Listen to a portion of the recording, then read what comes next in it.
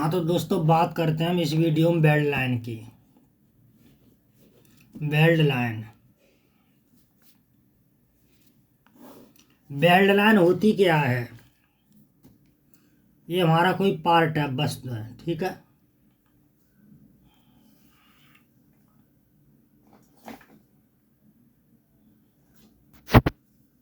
Clarity video नहीं आ पा रही है।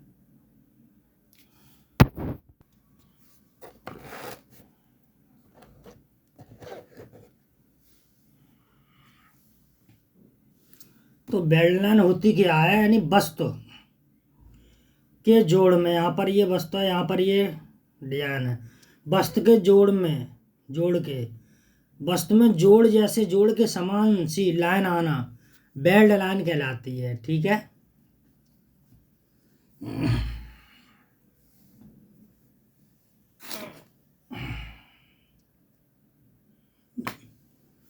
तो हम बेल्ट लाइन को हम कैसे कंट्रोल करेंगे, तो क्या चक्कर है, ठीक है।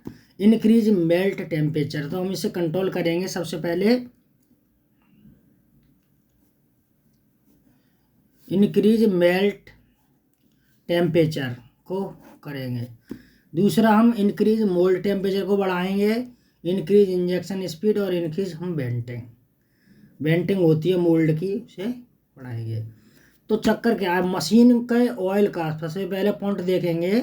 मशीन के ऑयल का टेम्परेचर अधिक होने पर, अगर मशीन का जो ऑयल का जो टेम्परेचर है वो अधिक होगा, प्लास्टिक मटेरियल को इस्तेमाल करने से पहले प्रीहीट न होने पर जो दूसरा पॉइंट हमारा, प्लास्टिक्स मटेरियल को इस्तेमाल करने से पहले प्रीहीट, जो मटेरियल होते हैं हमारे, उन मटेरियल को हम प्रीहीट नहीं कर रहे, तुरंत डाल दिया चला दिया, ठीक है। तो उस कंडीशन में बेल्ट लाइन आने का चांस रहेगा, मटेरियल प्रीहीट नहीं हो पाएगा, अच्छे से फ्लेक्सिबल नहीं हो पाएगा, ठीक है।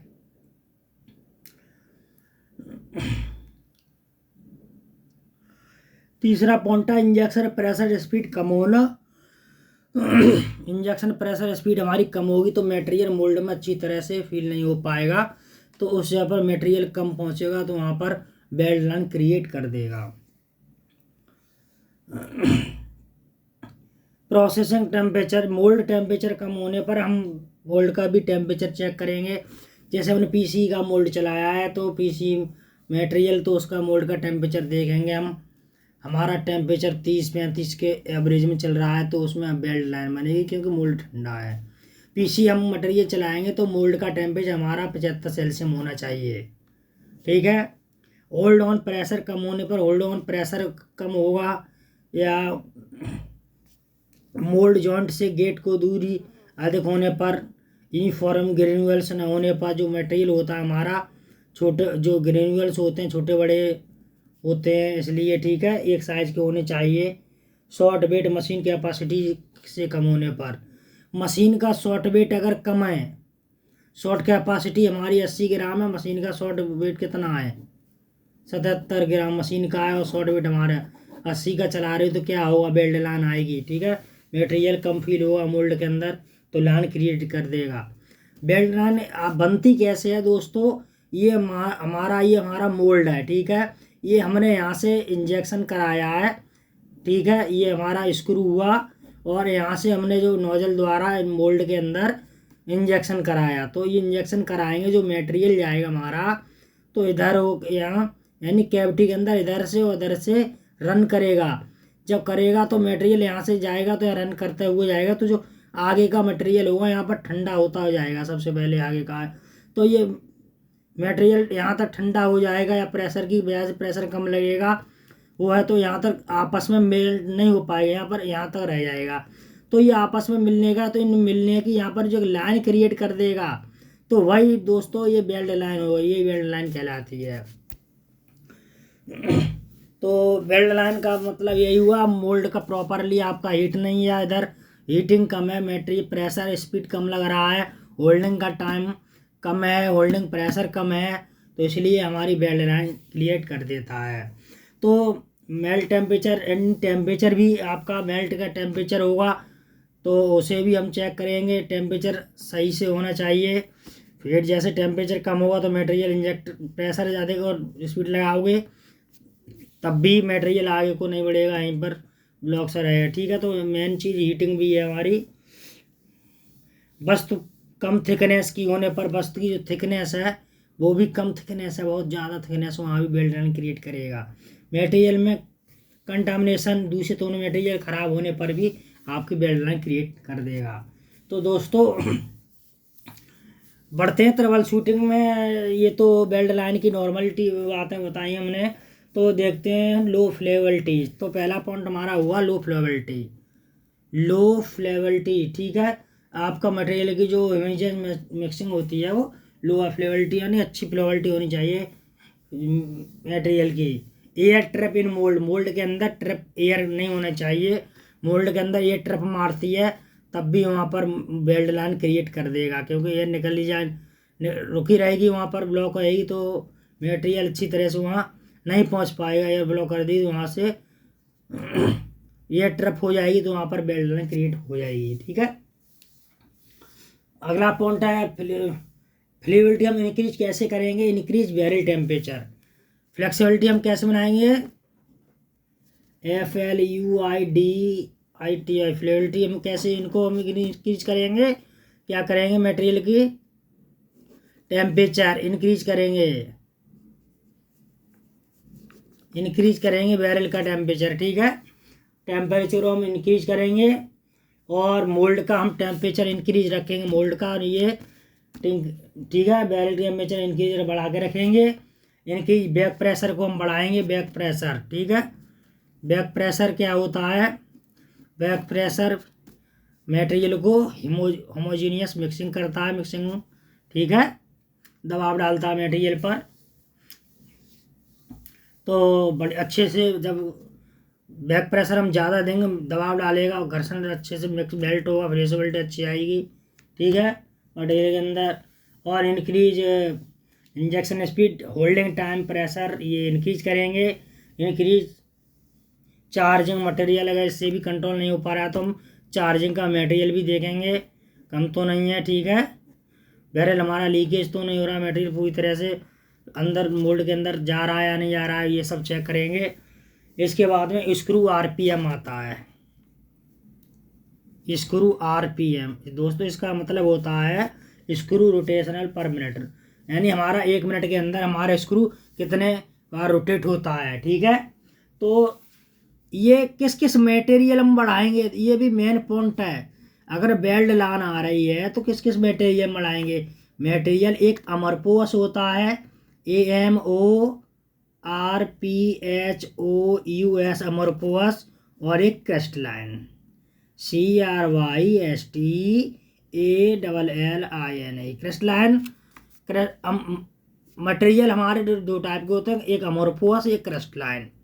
तो स्क्रू का RPM कौन से मटेरियल में बढ़ाएंगे, कौन से में घटाएंगे। ठीक है, बेल्ट लाइन आ रही हो तो दोस्तों जान लेंगे क्रिस्टलाइन और अमरपोस क्या है। तो जो क्रिस्टलाइन और अमरपोस होता है, जो क्रिस्टलाइन मटेरियल होते हैं हमारे यूजली ये ट्रांसपेरेंट होते हैं, आसानी और यूजली ट्रांसपेरेंट। ये जो हमारे क्रिस्टलाइन जो मटेरियल होते हैं क्रिस्टलाइन, वो पारदर्शी नहीं होते हैं। ठीक है, और जो अमरपोस होते हैं ये हमारे ट्रांसपेरेंट मटेरियल होते हैं। जैसे हमारा PC हो गया, PC मटेरियल अमरपोस है ये, जो कि ट्रांसपेरेंस है PC। और इसमें क्या होता है अमरपोस में, लो श्रंकेज होता है अमरपोस प्लास्टिक में। और सॉल्वेंट की क्षमता इसमें सेंसिटिव होती है। ठीक है, और लो इसकी डेंसिटी होती है, और इसका लो हीट कॉन्स्टेंस, इसकी जो हीटिंग होती है क्षमता झेलने की कॉन्स्टेंस होती है। ठीक है, अमरपोस की। और इसमें श्रंकेज लो होता है और क्रिस्टलाइन में श्रंकेज इसमें हाई होता है। इसका श्रंकेज हाई होगा, इसका श्रंकेज लो होगा। ठीक है, इसकी डेंसिटी लो होती है और क्रिस्टलाइन की हाई डेंसिटी होती है, HDP। ठीक है, हाई डेंसिटी। और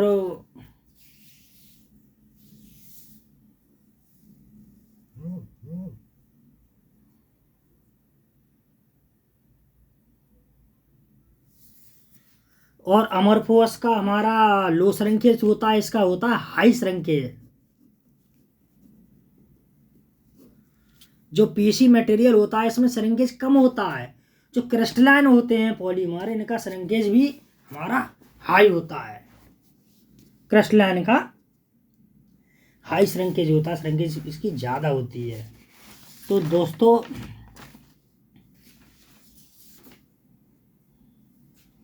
बढ़ते हैं अगले। इसलिए तो हम यही देख लेंगे कि हमारा मटेरियल क्रिस्टलाइन है, अमरफोर्स है, उस अनुसार हम स्क्रू की RPM को बढ़ाएंगे।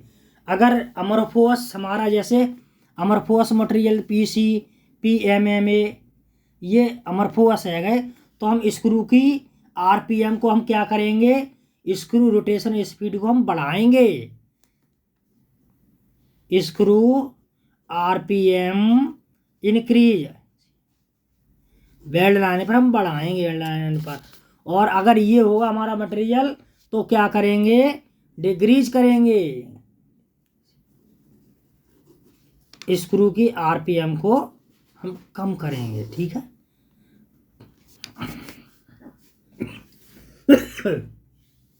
अगले पॉइंट पर बढ़ते हैं।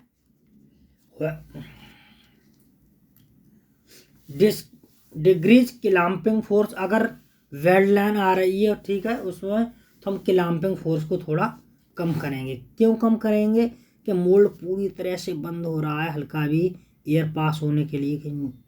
जैसे मोल्ड के अंदर एयर बेंडिंग देते हैं और ज़्यादा हम क्लैंपिंग फोर्स लगाएंगे तो बिल्कुल एयर निकलने को रास्ता नहीं रहेगा। इसलिए क्लैंपिंग फोर्स इतना ज़्यादा नहीं देंगे कि बिल्कुल ही क्लोज हो जाए कि मोल्ड दिक्कत रहे हमारे पार्ट के बैक पर। ठीक है, थोड़ा कम देंगे, इतना भी कम नहीं देंगे जो कि मोल्ड क्लैंपिंग इंजेक्शन टाइम पे ओपन ही हो जाए या फ्लैश जनरेट करे, इतना नहीं देंगे। ठीक है, increase transfer off switch over position. तो ट्रांसफर और स्विच ओवर पोजीशन दोस्तों क्या होती है, तो इंक्रीज हम इंक्रीज ट्रांसफर पोजीशन को हम क्या करेंगे, बढ़ाएंगे,